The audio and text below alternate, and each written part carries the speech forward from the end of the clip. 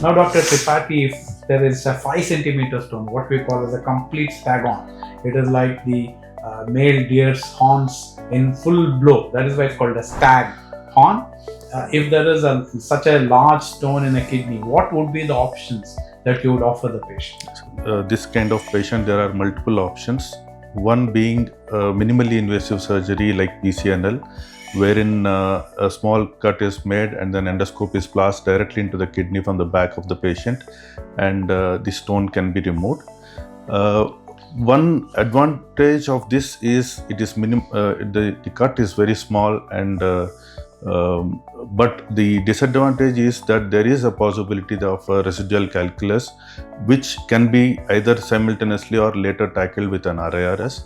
The other options, earlier, most of the time for such large stones, people used to go for open surgery where there is a huge cut, and then the muscle splitting incision and all that. But now with laparoscopy and also robotic, we can do the exact same open surgery but without the scar and also the cutting of the muscle, which will reduce the pain and also the weakness of the muscle, and the patient can go back home within 2 days. The same exact open surgery can be replicated by a robotic surgery, wherein depending on the position of the stone, like if there is an extrarenal pelvis where the pelvis is outside the kidney and the stone is sitting in, most of the stone is sitting in the pelvis, you can directly open up the pelvis, what we call as a pylolithotomy, and remove the whole stone.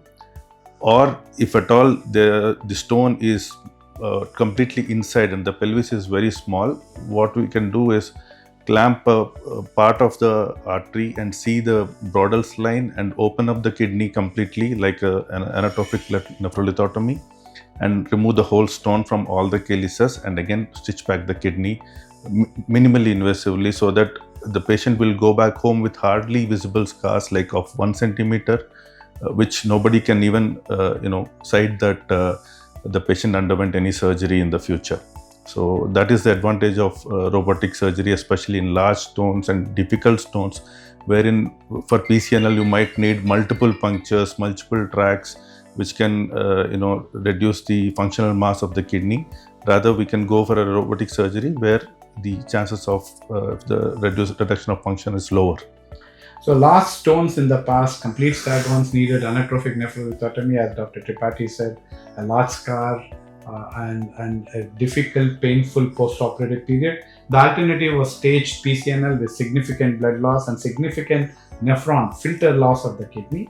The newer alternatives are robotic pylolithotomy or robotic nephrolithotomy along the Brodell's or the avascular or the bloodless line of the kidney.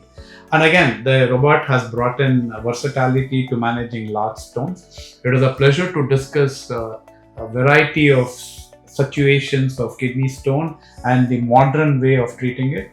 To repeat again, the stone can run, but it cannot hide, and we don't cut for stone anymore. Thanks, gentlemen, for an entertaining and enlightening talk.